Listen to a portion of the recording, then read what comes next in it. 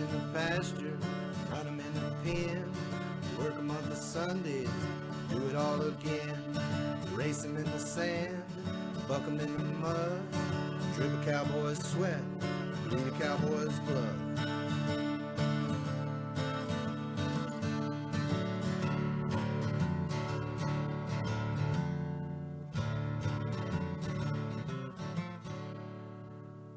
I'm Zeke Thurston, 2016 World Champion Saddlebrock Rider, and you're watching the Pepper Stewart Show. Why? Why are you watching? What is going on in your day that you're like, you know what? I'm going to get my eyes burnt and turn this on and see what they're talking about. But you did. So you have tuned in again for another action-packed episode of Nonsense. Today's show, we got some folks in here. We got some folks on the Zoomer. It is 2021. Technical stuff happens, so you can do that. We got some trailers coming out for a couple of new movies you want to see.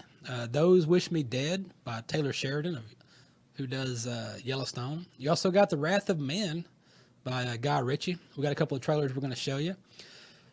Today, if you're not on the podcast, or those of you podcast types, there's a podcast out there that I listen to every now and again. For, I don't know why I do. But anyway, the Dutton Report. Go listen to those guys. The Dutton Report. It's a podcast. Those guys, they watch Yellowstone. They're Yellowstone fans, and they watch it, and then they talk about it afterwards, and it's fairly entertaining, I'd say. So check them out, the Dutton Report. We're going to talk to Barry. Barry's part of that deal, so we're going to talk to him. I don't know if he's got Will with him, but we're going to get Barry on here, talk to him a little bit. Western authors. We may have another Western author on here to tell us about books that you want to read. He's got a book out called Chet Henderson, Texas Ranger. So you might want to check that out. We got some rodeo news coming up for you. We got some WCRA. They introduced their next big deal. We're going to tell you about it. The PBR just happened. Somebody won. We're going to tell you who that was and what they did. We're going to show you a video of that. Cow stuff, TSCRA, Texas Southwest Cattlery Association. They have opened up their internship. We're going to tell you how to do that. And odd news, everyone's favorite, the odd news. You know, you always stay tuned for that because you never know what's going to happen. You might get a snake in your salad. You might get swallowed by a snake. You might set a Guinness Book of World Records. No one knows. But then I'll tell you this.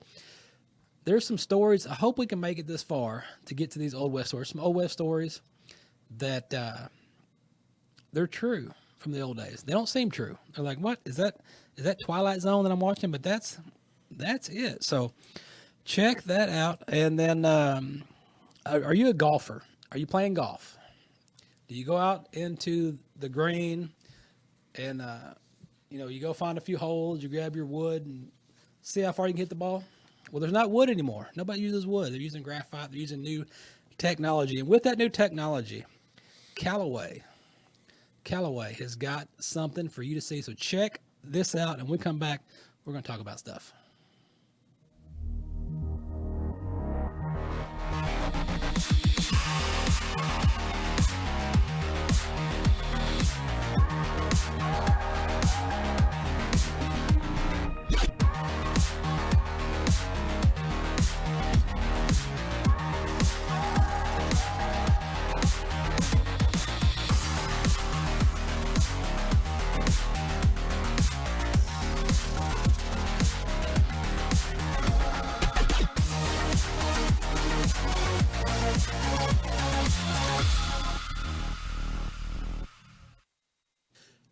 Swing it. If you're not golfing, that's what people say. Golfing, there's a lot of golfing going on everywhere. They have a lot of the rodeo committees have golfing tournaments where they go out and golf and stuff. So get you a golf club, go swing it.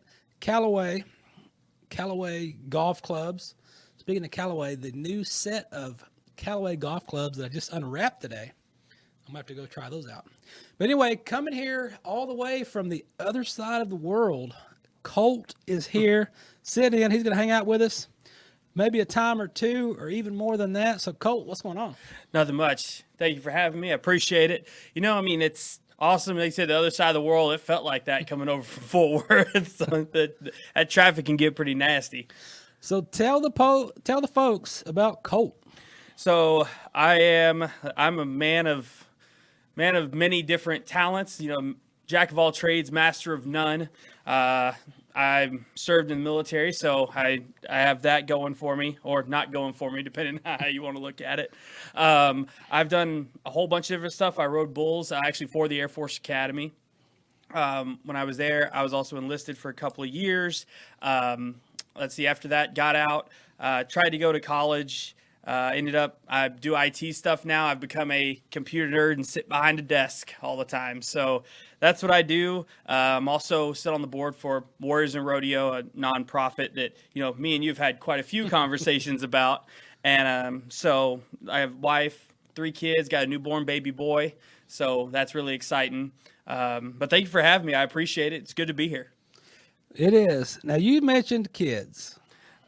Sadly, yes. But they're young. Yes, sir. Yes, sir. The oldest is only 7. Okay, that's great. Because when they get to 10, nobody tells you. For one, when you have kids, nobody tells you don't plan on sleeping for a while. Nobody tells you that. Nobody tells you the amount of money you're going to spend on diapers. That's true. That actually surprised me.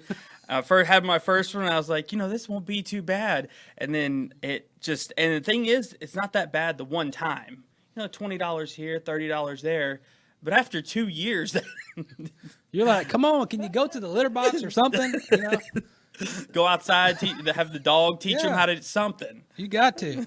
It's rough. Then they get older. So as long as you can keep them young, that's fine. Because mine's too old now. So they get old, they start driving, and then they just start doing crazy stuff.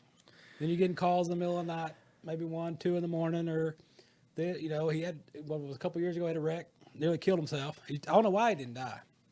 He put his head through the windshield of his truck with no seatbelt.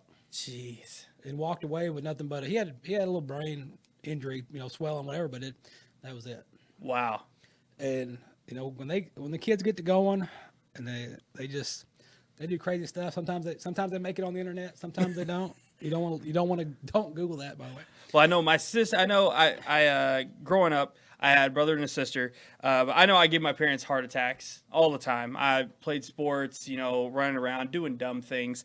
And I was like, what? But I knew my sister growing up, she was the good kid. So we went through, did that. And so I have 2 daughters. And I was like, okay, we're good. We're good. We're going to be, no heart attacks. And then we had the boy. Uh-oh. And he's already showing it up that he's going to be the troublemaker in the family. He's ready to go. Yes, sir. Speaking of troublemakers, Yellowstone season 4 is about to kick off in June. If you paid attention to the show enough, you've seen us talking with a lot of those folks from the cast. I will tell you, I can't release the exact date yet due to legal reasons. But anyway, December will be the next Carity Foundation celebrity cutting with the Yellowstone cast in Fort Worth, and we will be there as always. But if you're a fan of Yellowstone and you're on the internet, like a lot of us are, everybody's on the internet doing stuff. There's a couple of guys that they're fans of Yellowstone, and they've got a podcast called the Dutton Report. And I don't know how I stumbled across this, or they stumbled across me. I don't know. We've stumbled, and I found these guys, and so I've listened to a couple of the episodes. What they do is they watch the show, they watch Yellowstone, and then they get together and they kind of recap the show, try to answer a few questions, try to figure out what happened. Some things they get right, some things not so much, but it's entertaining. It's an entertaining podcast if you want to. So all day yesterday, when I was driving across Oklahoma for, 15 hours, whatever I was driving, I flipped on the Dutton Report, and I was just going through and listening, what was going on. And I thought, this is good stuff. I got to talk to these guys and see what happens. So that's what I did. And here's this guy, Barry, is with us. There he is, from the Dutton Report on the internet. What's going on? Oh, Pepper, life is good, man. How's life? Oh, it's always busy. So tell me about this report, and how did you two guys, because I think one of you is on this side of the country, one's on this side of the country. How did you guys come together and put this in? Yeah, great question. So I am located in Georgia, and my co-host, Will Swisher, he's also our producer. He does all the editing. He is located out in Los Angeles. we met at a former job here in Georgia and became good friends and stayed in touch. And he was down doing some consulting work for the said job, and he was finishing up grad school at the Savannah College of Art and Design online. And so he had to do this master's thesis capstone project, and he decided on a podcast.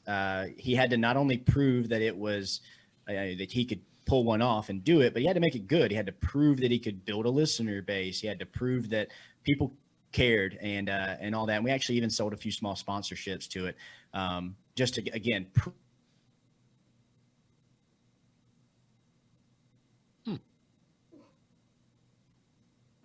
Yellowstone.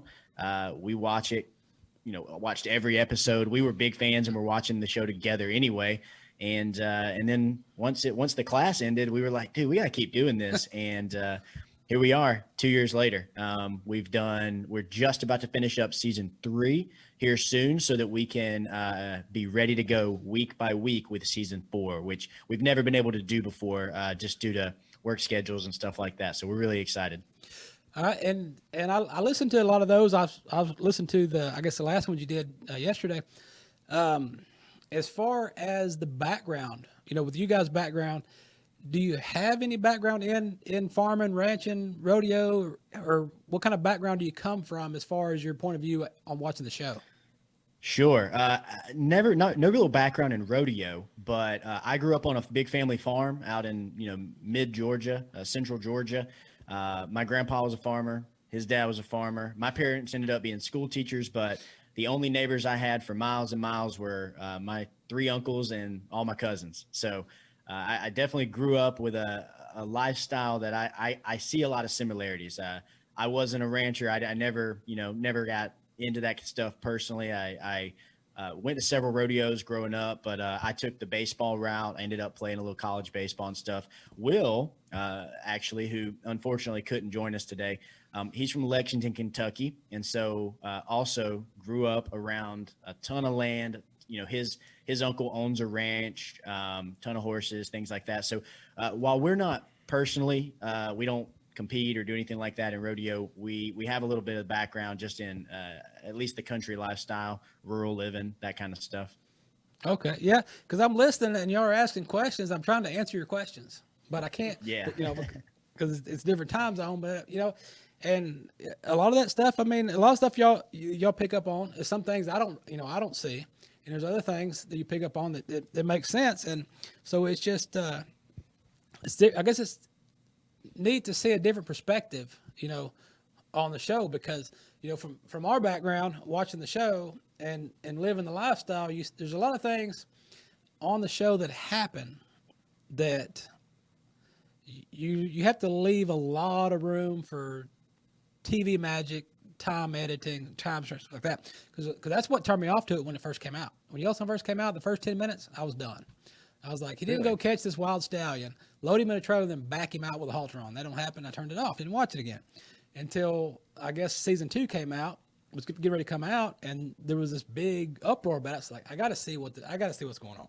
So I put it on, watched the whole thing. I was like, okay, and then that's when I talked to Forey, because Forey is he's the real cowboy on the show, and I'd visited with him, and that's what he said. He said, just there's a lot of stuff. It's Hollywood. A lot of stuff. Most people aren't going to recognize this stuff. Just let it go, and just be glad that this lifestyle is the #1 drama on TV. And so I was like, yeah, you got a point. Some of that stuff you just overlook and just go with it. But the guy you were looking for, I was listening the other night. Y'all were asking about who was the guy that was in the bunkhouse that's done nothing but that, and that's Jake Rame. He's a horse trainer. Yeah, he's a horse trainer. And he trains horses, and he trains their horses out here in Weatherford. And that's who you guys were looking for. I was like, it's Jake. And then I thought y'all were going to Google it, but you Googled something else. And then I was like, yeah. Correct me if I'm wrong here. Jake is also obviously authentic, like Forey. He's the guy that lives that lifestyle. But someone told me that Jake, or maybe I saw this somewhere, that Jake was originally considered to be Rip. I've heard that before, but I don't think with with the acting in there and to really bring somebody there to do it, I think it worked better with Cole. But then you do have to have a stunt double. You do have to have somebody that has the look to do the real cowboy stuff. So who's who? And he's froze again. Oh, sorry. We're back. Yeah. I caught a good bit of it. I couldn't agree with you more. Jake, love you, dude. He's like, I love the scenes he's in. Brings a lot of authenticity. But there's nobody on earth that could play Rip better than Cole Hauser. No. I mean, God, I'm the self-proclaimed leader of the Rip Wheeler fan club. Big Rip fan here.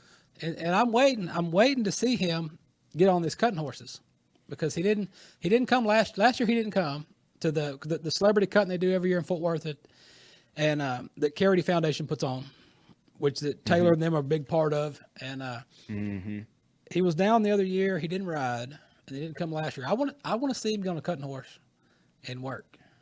That's what I want to see. I want to see Rip do it. Jimmy did it. Jimmy did great. Mo does it. Gil doesn't ride. And then you had Jennifer Land in here last year. She did good. And then Taylor's wife rode did good. So, it's a good event, and it's coming back to Fort Worth in December. I can't tell you the day yet. I mean, I know the day, but I can't tell the day. It's coming back to Fort Worth, and the word on the street is going to be more Yellowstone influenced. So maybe we're bringing more cast members in to compete in this deal. So the folks that need to take a trip to Fort Worth in December need to be at that cutting.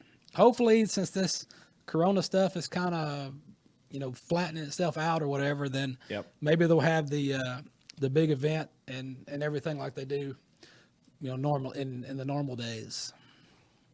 Yeah, I certainly hope so, man. Me and Will were just talking about we need to get out there. We need to get out to number one, we want to get out to the Chief Joseph Ranch and just see it for ourselves, and then two, we need to get to that event. I think that'd be awesome. It is good. I mean, it's action packed. It's a good time. It's fun, and I mean that's where you get them all. I mean, you got a lot of them right there, and you get to see them actually doing stuff, because it's one thing to watch them on TV, and when you're watching them on the show, because like with Ford, you got a real cowboy that lives cowboy life, and he's playing a cowboy. Well, the rest of these guys are actors, and so when they come in, they're putting on a show. That's their job. They don't mean it wrong or different, but when they show up to these things, they're in character. They're playing a character, and that's their deal. Some of them have fun with it, some of them don't. I think Jimmy was one of the funnest ones we had. When we talked to we had him down here. That guy's a character. Yeah, we've talked to him a few times. He's one of the first people that likes and comments a lot of our stuff, and been very supportive, which you wouldn't necessarily guess, since he's doing a similar thing for Paramount. They were doing the episode by episode breakdowns, and for a second we were like, oh man, no one's gonna listen to us now. But ultimately, man, we're not in it for fame or any of that. We're doing it because we love talking about Yellowstone. We want to expose more people to it, and hopefully once we get caught up with season 4 and we're doing it episode by episode, show comes out on Sunday or Monday, whatever day of the week. I think it's Sundays usually. Cast is out by Wednesday, gives you something to kind of fill that Yellowstone hole until the following Sunday. That's how the show was always meant to go. We just haven't been able to catch up to it yet. Due to conflicting schedules and stuff like that. So another fun fact about the show, we just found out that we're at almost 7,000 unique downloads now, and 18 countries. We even got a couple listeners over in Russia and Australia and all over the place. I'm assuming people, maybe service members and stuff like that, who are fans of the show, but just really humbled. We didn't expect that. It started as a school project, but no, we're really grateful, man. We're just excited to keep doing it. And Will actually has not seen season 3. You probably know that. Yeah. From listening to your show, that he has not heard season 3. Call him Bluebell. He's frozen. Like ice cream, right? He's froze. He's stuck. I guess. Let it go. Huh? Oh. I'll see if he pops back up. If he doesn't, I was just gonna tell him, which now he can't hear me. But I was listening to their show, and I was going to lead in with this little thought because they're trying to figure out what's going to happen. My theory on this is it's all going to come down to they're going to sign the ranch over to Tate because he's part Indian, and they can't take it. That's interesting. Yeah. That's interesting. My family is a huge Yellowstone fan. I've only watched a couple of episodes, but like just listening to you guys talk about it has made me, now I'm starting to wonder. I'm like, wait, I need to get caught up on this because this is making me more interested. Yeah. It's definitely worth a watch, man. You need to get into it. It's so good. All right, when you turned into Bluebell ice cream a while ago and you got frozen. So what I was saying is I was listening to you guys talk, and here's my theory on this. Will it happen? I don't know. My thought is this. Tate's part Indian. Sign the ranch over to Tate. He's Indian. I love it.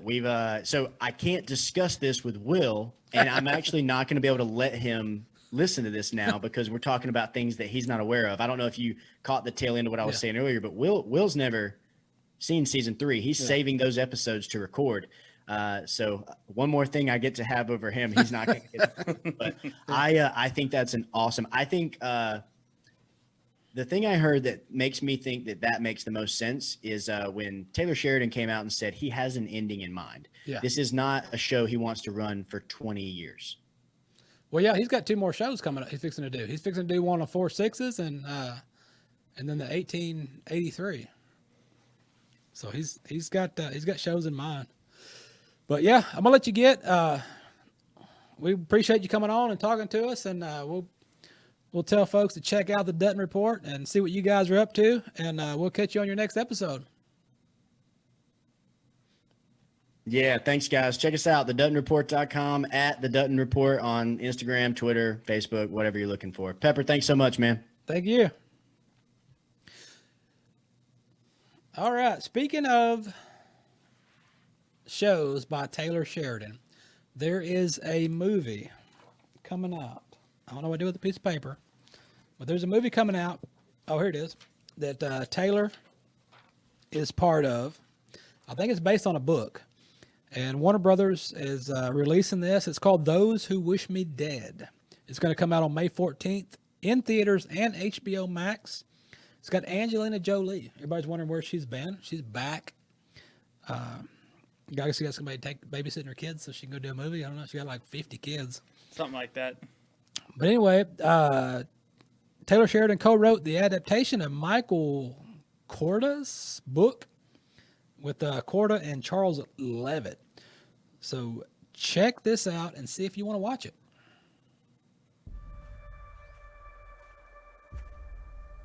Why'd they put you in a fire tower? Well, I'm just lucky, I guess.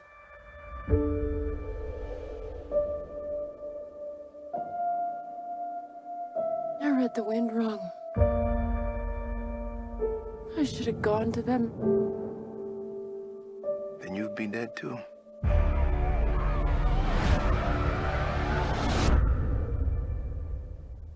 That's our job.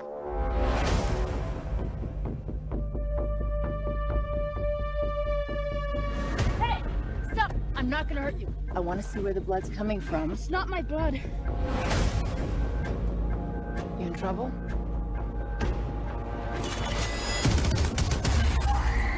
Anyone else in trouble?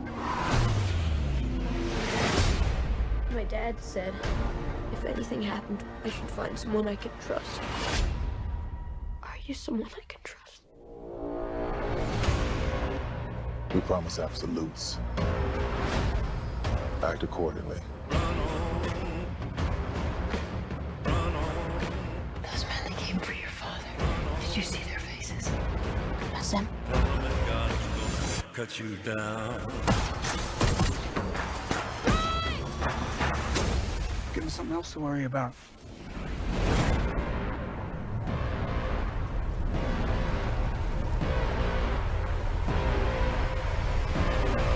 You can run for a long time. Listen. Run on for a long time. You're gonna run, Run on for a long and you're time. gonna keep running. Sooner or later, gonna cut you down. That eats everything in its path. Down. You really want to die for this kid? Take a deep breath.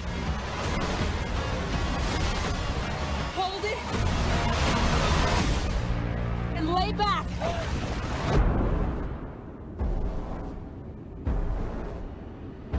What happens next? You're looking right in the eye. Tell 'em that God's gonna cut you down. Tell 'em that God's gonna cut you down. Go watch it. That looks good. Go check that out. I went and watched a movie last weekend, and I went and watched Nobody, and that's pretty good. It's got the Saul Goodman from Better Call Saul, and that's a good movie. I really liked it. It's I don't want to spoil it for you, but it's pretty good. Go watch it. But speaking of action-packed stuff is going down, and Colt's got some rodeo news for you. Yes, we got the WCRA, the World Champion Rodeo Alliance, in partnership with the Days of 47 Cowboy Games and Rodeo. Excited to announce the format and payout for the 2021 event. The Days of 47 will play host to the second stop of the WCRA's Triple Crown. During the 2021 series, they'll have a payout of over $500,000. Each champion will walk away with a minimum of $25,000 and that coveted Days of 47 gold medal. Days of 47 Cowboy Games and Rodeo is presented by Zion's Bank, and it takes place July 20th through the 24th at 7:30 p.m. It'll be at the state-of-the-art Days of 47 Arena at the Utah State Fair Park in Salt Lake City. The total event payout, like I said, will be over $500,000 with per payout as follows. Semifinals will be $144,000, $36,000 per performance, and then the gold medal round will be $418,500, $46,500 per discipline. Nominations for the Days of 47 leaderboard segment 8 will remain open until June 27th at 11:59 p.m. Central Time. The top 24 timed event athletes and top 24 rough stock athletes on the leaderboard at that time will qualify for the event, with the number one athlete on the leaderboard in each discipline being automatically seeded to the gold medal round on July 24th. Number one athlete will also be given the opportunity to compete in the preliminary rounds if they choose. The remaining 8 athletes in each discipline will be qualified via the Days of 47 committee parameters to include the top 3 medalists in each discipline from the 2019 event, along with top 5 athletes in the 2021 PRCA, WPRA, and PBR world standings respectively as of June 28th. A total of 32 athletes in each of the 9 disciplines will compete in the semifinal performances, with the fastest time or highest score in each discipline of each performance advancing to that gold medal round. The 3 fastest times or highest scores from all the semifinal performances combined, not already advancing, will also advance to that gold medal round. Seven qualifiers from the semifinal rounds, along with the WCRA leaderboard number 1, will create for a total of 8 athletes competing in each discipline for that gold medal round. Make sure you check it out. It'll be on Saturday, July 31st at 1 p.m. Eastern on CBS Television Network. It will broadcast the Days of 47 Cowboy Games and Rodeo. Sounds like an action-packed event. That sounds like there's going to be a lot of tough cowboys and cowgirls at that event. That is for sure. Oh, the money's good though. The money's up there. I mean, $500,000. I ain't going to complain. No. And speaking of rodeo, PBR, Professional Bull Riders, they just knocked out another one. We got Joao Ricardo Vieira. He did a walk-off 90-point ride, moved to number 2 in the world. Check out this ride. Joao is showing that he's up to the challenge for the win.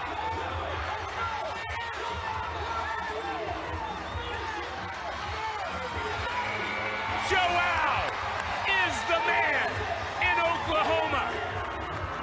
He will leave the Sooner State with the biggest smile of them all. There's your walk-off win, and it's worth 91 points.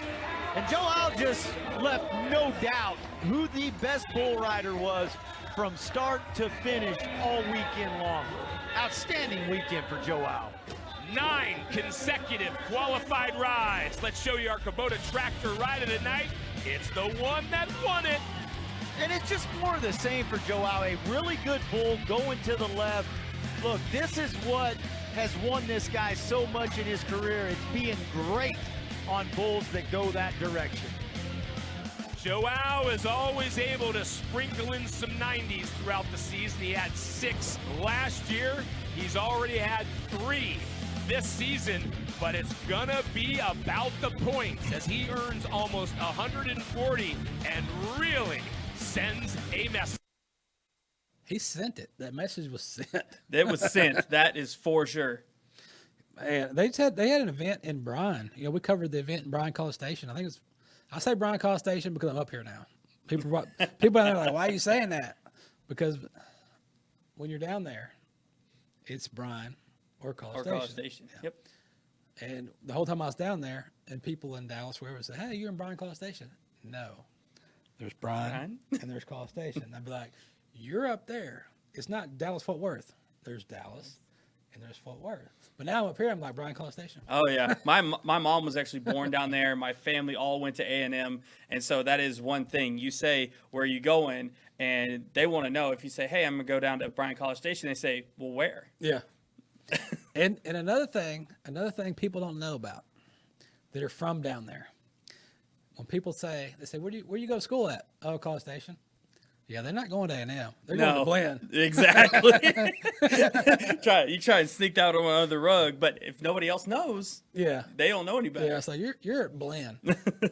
That's like going to Eastfield and Mesquite and saying you go to UT Dallas. Let's talk about books. There's an author that's out there by the name of Pete Turner, and he puts out some page turners, and he wrote a book called Chet Henderson, Texas Ranger.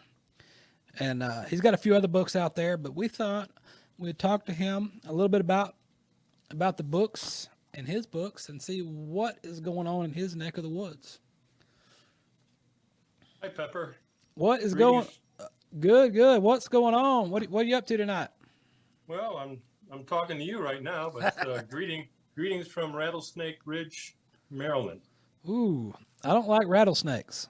Well, that was the original name of this area way back when this was the Wild West, so, like about 1740, 1750. Rattlesnake Ridge, on a plaque right outside the house. Yeah, I'm well. I'm hoping you're well, and thank you for inviting me on your show. Yeah. You, I guess you kind of grew up, in a rural lifestyle. Horses, cows, stuff like that. So what brought you into writing books and decided, I think I could write a book and head that direction?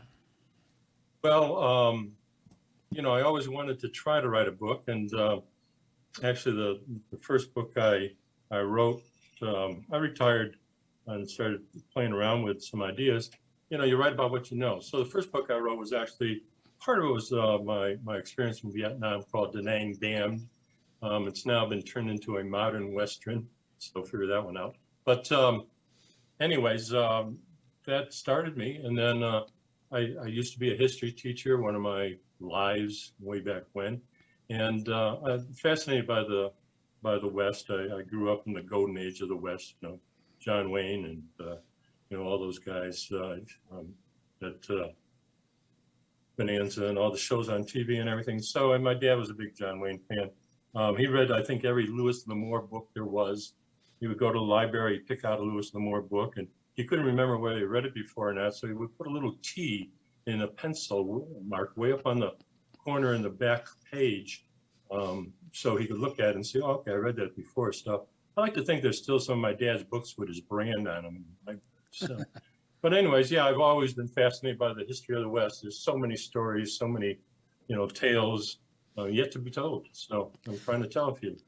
So tell us about Chet. Tell us about Chet Henderson. Well, Chet is an interesting character. I also write about old people because I'm old, so that's something else. But I wanted to try and get away from a lot of not to be critical of any of the other great writers out there, but a lot of them concentrate on the 1850s, the 1820s.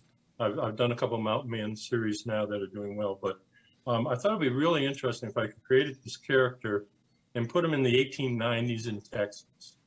A lot of things were happening then, getting more civilized, and the book starts out where he's reading an old newspaper, a couple of weeks old, on his horse, and it says, that the United States Census Bureau declared that the frontier is closed, and they did in 1890. After the 1890 census, they decided, well, that's it, the frontier is closed.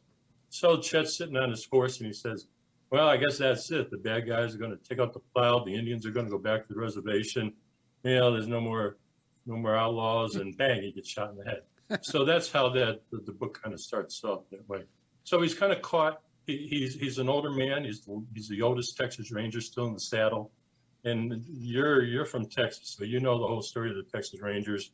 They would be well funded for a while, and then the bad guys or the Indians would be put down, and then the government would stop funding them, and they get cut back, and then they'd be brought back again. So they want to bring him back in this job, and he doesn't want to desk time.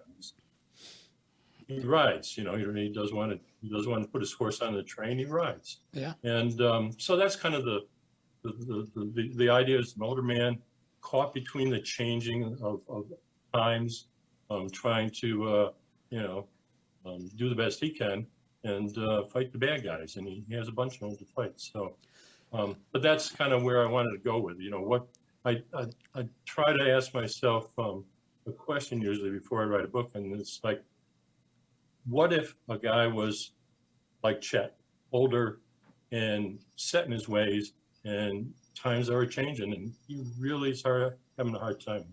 So that was the beginnings of the series. Yeah. Okay.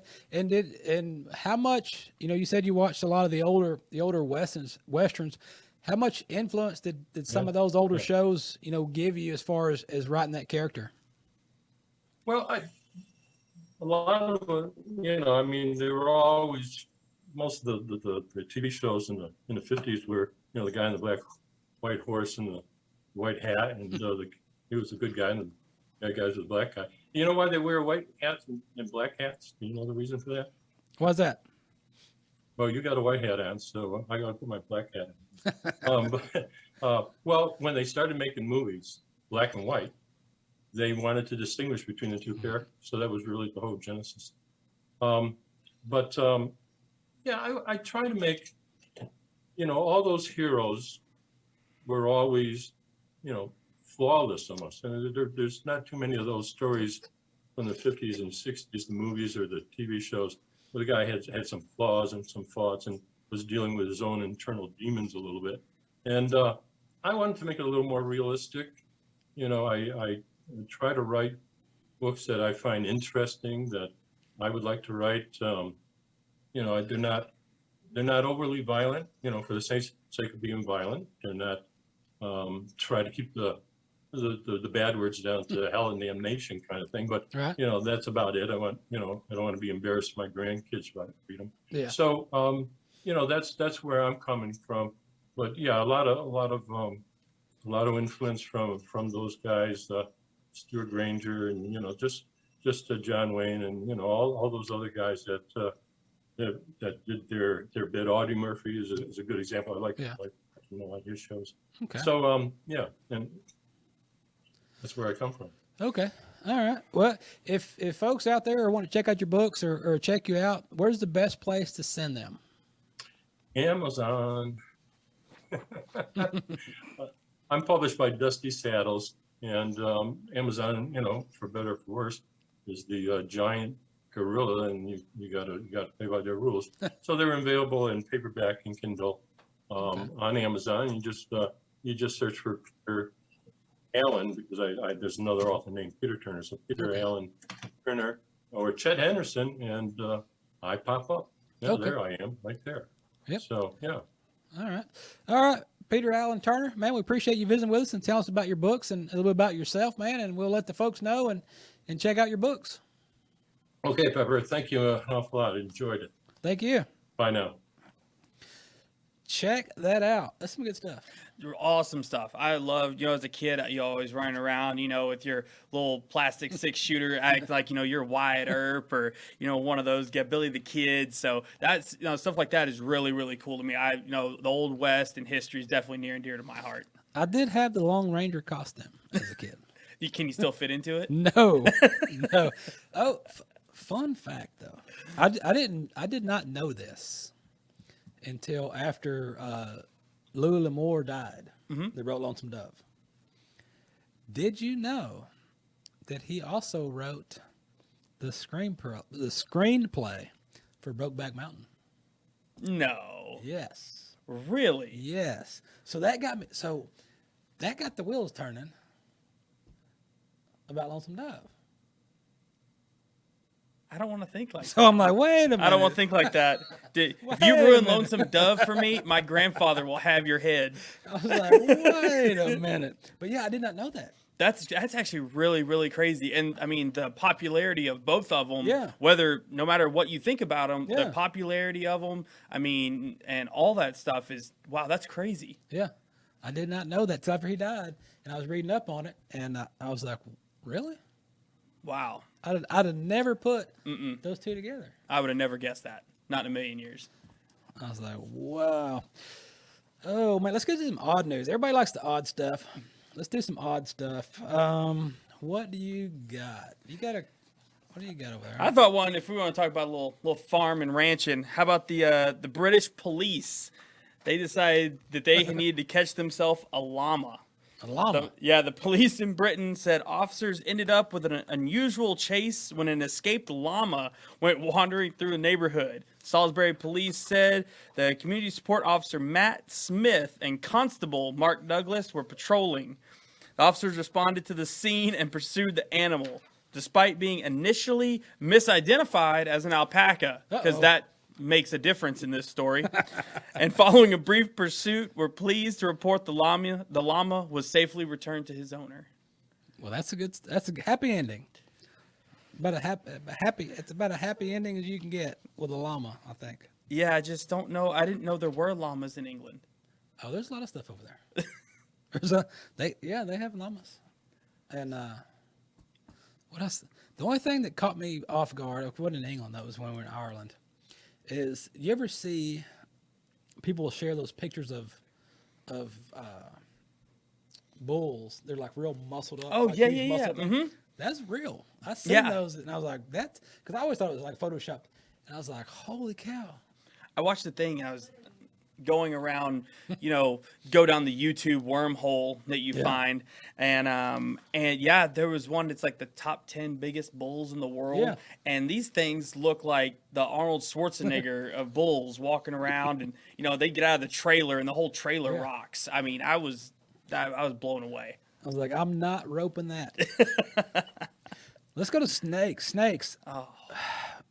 A grocery store chain in Australia, which is Australia, so I feel a little bit better about that. But they found a venomous snake inside a bag of plastic lettuce, prepackaged lettuce. So plastic bag of lettuce, getting ready to go, I guess, make a salad. And you get a snake salad. So it was at an Aldi. I think we have those here. Yes, we do. So they're investigating to find out how that happened. They got the snake, and then they have taken the snake, identified it, and has decided to retransplant it to its natural habitat. But it was a small snake, almost like a baby. So it's like, okay, so that's not as bad as I was thinking. Like I'm thinking, the old joke with the Pringles can where you open it up, the snake. That was my first thought when I saw that story. Was this snake is coming out trying to attack people out of, that's what you get for trying to make a salad, not just cooking a steak like a normal person. But they've got other snakes. That's why I don't want to go to Australia. What if you go to Indonesia? Oh yeah. Is it? I think is that Indonesia right there? Let's see. Oh yes. So a woman in Indonesia was swallowed by a python. Whoa! I guess a good thing it wasn't an anaconda, because anaconda don't want none of it. She got bones. I'm gonna move on with the story. So a woman in Indonesia was swallowed whole by a python as she checked on her cornfields. She left her home Thursday night to visit her cornfield about half a mile from her home. Pythons, of course, are common in that area. But it was actually wild boars that, she was originally worried about because they had been destroying her other crops. When Wah did not return, her sister went out to find her and found her footprints, flashlight, slippers, and a machete.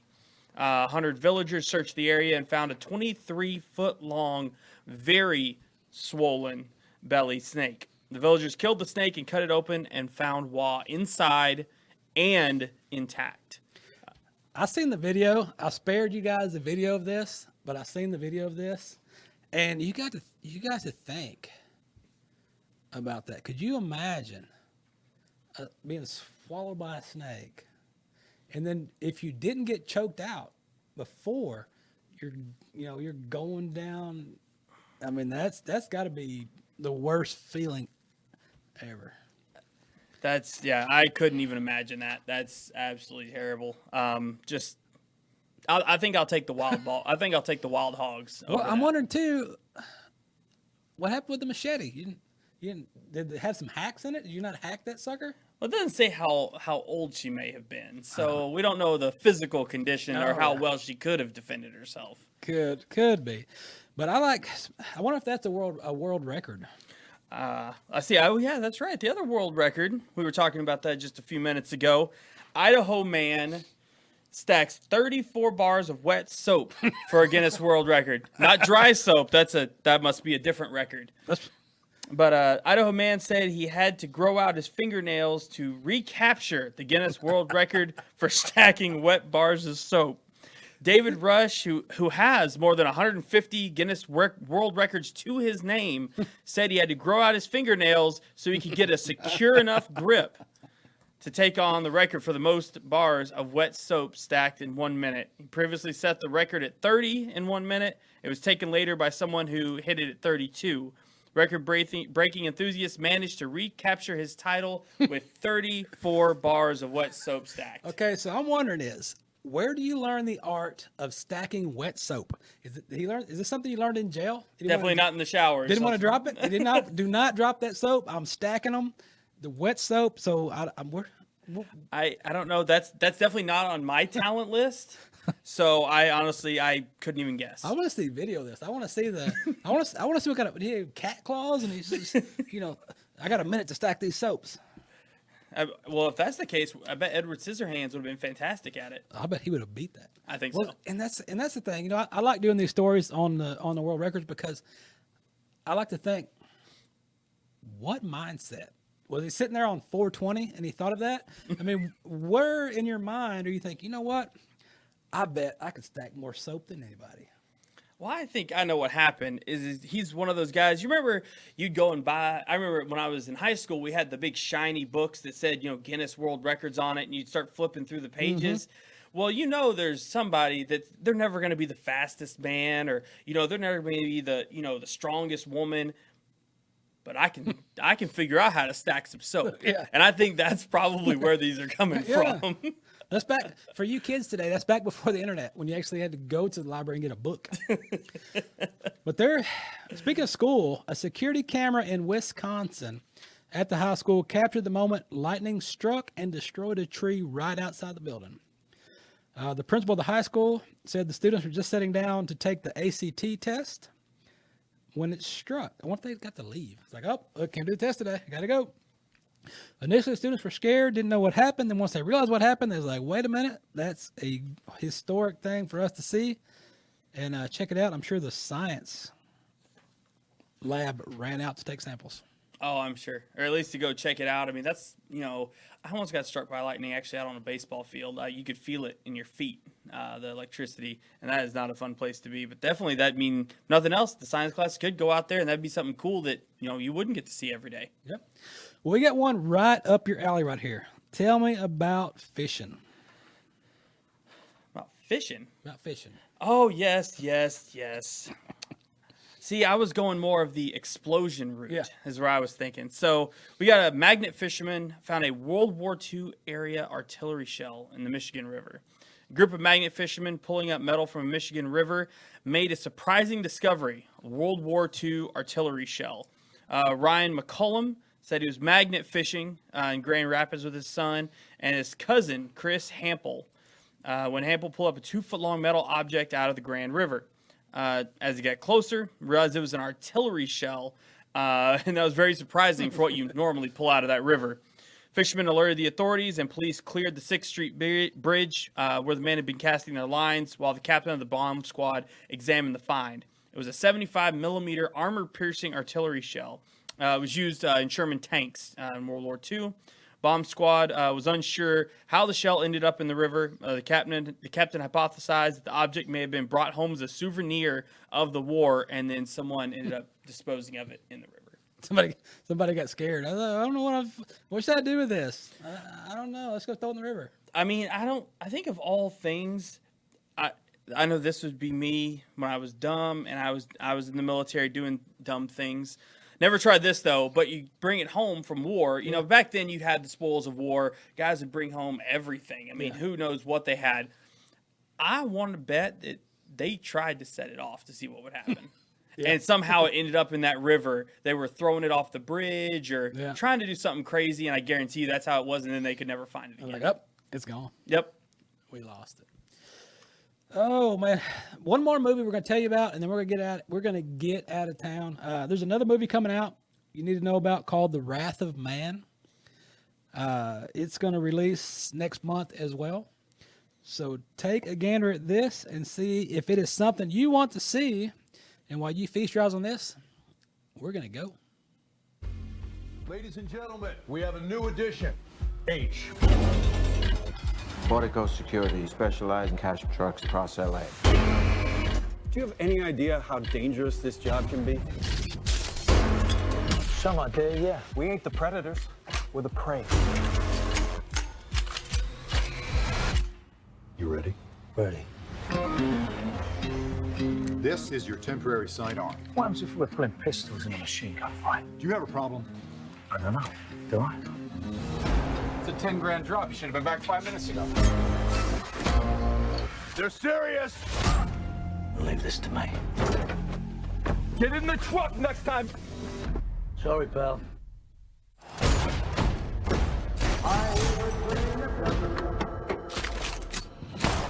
It's rolling around the bend, and I ain't seen the sunshine. Who is this lunatic? I don't know when. It doesn't feel right. It's like he wants trucks to get hit. He's not a cop. But if he's not a cop, what is he? A while back, we lost 2 guards, a civilian too. There was an investigation. We still haven't found the scum who did it. You were in an accident. My son. He didn't make it. I need to know who killed my son. The tree has been shook, and it's been shook hard. We've scorched the earth. You started by saying you'd do anything. But what I'm hearing is, you think you've done everything. I can see it's gonna be a long night. It's gotta be an inside job. I can do it in 2 weeks. You only wish you could do it in 20 years.